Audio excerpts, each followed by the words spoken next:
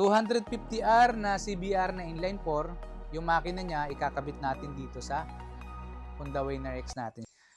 Ayan guys, balik tayo dito sa Honda Winner X ko na project bike. Dahil nga mabigat na yung dala-dala ng ating Honda Winner X, naka Pro Arm na, naka pang Ducati Pro Arm na, then darating pa yung ating front shock na pang BMW, so mabigat na talaga. Ngayon guys, bali naisip ko magpalit ng makina. Kaya ang ginawa ko, bumili ako ng makina ng galing CBR 250R na inline 4. So dalawa yung pinamimilian ko eh.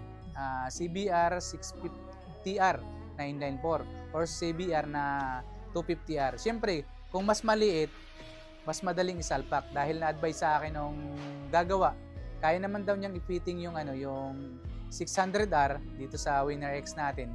Siyempre, kaya lang is mas madali talaga yung 250R.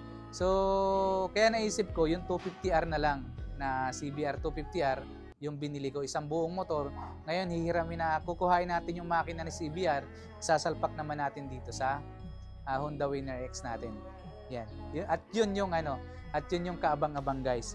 250R na CBR na inline 4, yung makina niya ikakabit natin dito sa Honda Winner X natin. Siyempre, yung stock na makina natin. Plano ko kasi guys na na kargahan na lang yung ating makina. Kaya lang, sabi ko nga, parang sayang. Kaya ang ginawa ko, instead na pakargahan ko siya, bumili na lang ako ng makina na 250R. Siyempre, 250R. Diba? 250R na inline 4. Hindi na rin basta-basta yun guys, yung sasalpak natin ditong makina.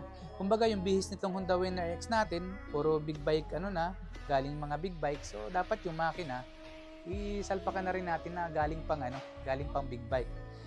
Ang plano ko nga sana yung 650R eh. Kaya lang sabi ko parang masyadong malaki. So, meron naman ako nun guys yung Sniper 150 ko, on process na siya. Bali bumili rin ako ng R6. So, ang ginawa ko nung nabili ko yung R6, kinuha ko yung makina, tapos pinasalpa ko dun sa Yamaha Sniper ko. Ayun, ongoing pa siya. On process pa, nasa Laguna.